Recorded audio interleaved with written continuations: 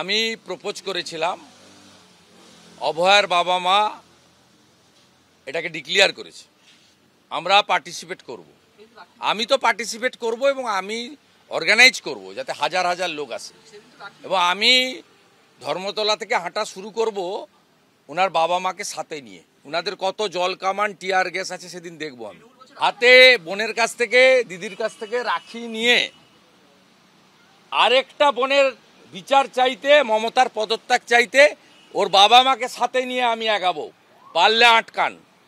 আমি বলে গেলাম সিপি মনোজ বার্মাকে রানী রাসমণি রোডে জমায়েত হব।